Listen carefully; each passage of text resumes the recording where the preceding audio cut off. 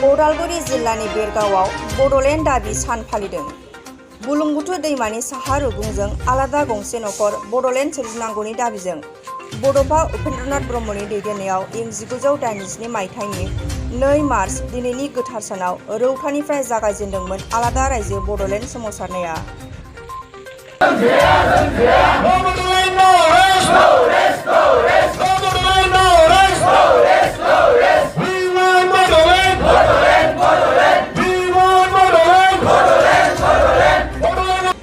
बै समखौनो गोसोखांनानै बेरगाव महकुमानि सिङाव थानाय खैराबारि, दिमाकुसि, खाग्राबारि, टंला बायदि बायदि ओनसोलफोराव थेलेबलेब हाबाफारिजों 2 मार्चखौ फालिदों।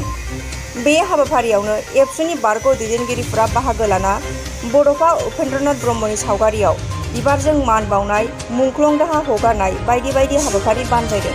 2 मार्च बे बड'लेण्ड दिमाननि सानावहाय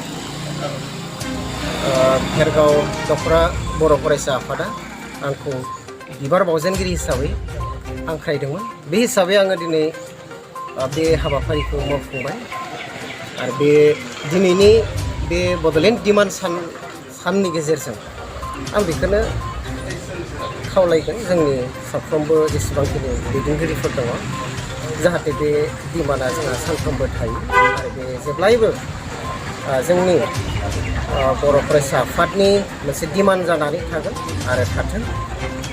आरो जिहेतु जोंहा बड'फा उपेन्द्रनाथ ब्रह्मनि मोनसे सिमां मिजिं दङ, गेरेमसा हारि दानाय, बड'लेण्ड सोरजिनाय। बेखायनो बे बाथ्राखौ जों साफ्रोमबो गोसोआव लानाया मोजां, जाहाथे बे दिनैनि साननि गेजेरजों बे सान्थौआ जों साफ्रोम बर'फोरनि गेजेराव हाबनानै थाथों। बर'फोरनि गेजेराव माने आलादा बड'लेण्डखौ सोरजिनो थाखायनो गोबां माने आफादफोर जोनोम जाबावदों, जेरै बनसु। बे बनसुनि सायाव बेथ' गोबां साननो गोनां बाथ्रा। आरो आं सान्दों बर'फोरनि गेजेराव एबसुआ गोबां खामानि मावबोबाय जागायजेननायनिफ्रायनो आरो दिनैसिम मावगासिनो दङ। आरो जेसेबांखिनि मावबोबाय, BSc एकर्ड खालामबाय, BTC एकर्ड खालामबाय, BTR एकर्ड खालामबाय, बे गासै खामानियाव एबसुनिनो मैखोम बाहागो लानाया दङ। दा दिनै गोदान एबसुखौ नागारनानै गोदान आफाद सोरजिनायखौ आं फोथाया आरो आं साननोनो हाया एबसु थासेयाव गुबुन मोनसे गोदान आफाद सोरजिनानै एबा दानानै हारि सिबिनाय खौरांखौ आसलते जों बर'फ्रा साननो हाया। मानोना हारिखौ सिबिनांगौब्ला गुबुन गुबुन 2-3 आफादफोर दानानै जों सिबिनो हाया, खामानि मावनो हाया। जि दङ जोंनियाव, जाय एबसुआ जोंनि थाखाय मावगासिनो दङ, जोंनि हारि जौगानायनि, सोलोंथाइ जौगानायनि बे गासै बिथिङावनो दिनै बिथांमोना खामानि मावगासिनो दङ।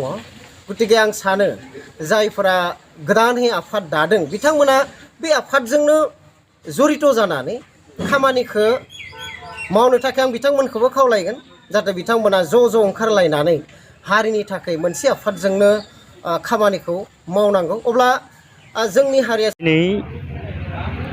2 मार्च 2022 मायथाइनि बेयो जाबाय बर'नि मोनसे जारिमिनारि सान होननानै जों बुंनांगोन। मानो होननानै बुङोब्ला दिनैनि सानावनो जोंहा दुलाराय बर' फरायसा आफादा बड'लेण्ड सोमावसारनायखौ जागायजेनदोंमोन।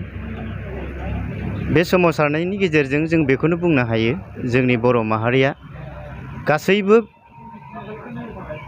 जोंनि दुलाराय आसामावनो खौसेथि जानानै बे सोमावसारनायखौ दैदेनलांदोंमोन आरो बयबो बाहागो लादोंमोन। दा बे सोमावसारनायनि गेजेरजों जों बेखौनो बुंनो हायो, जोंनि बर' माहारिया जेसेबांखिनि जोंनि माहारिखौ दानायाव बिथिंफोर दङ, बे बिथिंफोराव जों एसेब्लाबो आवगायलांनो हादों।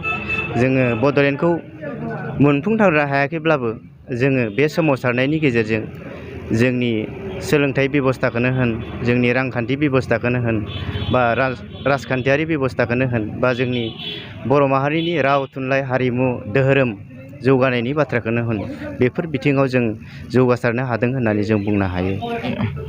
बर' जातिनि तुत टटेल सिन्ताखौ दुलाराय बर' फरायसा आफाद आरो साहित्य सभाया सिन्ता खालामबोदों।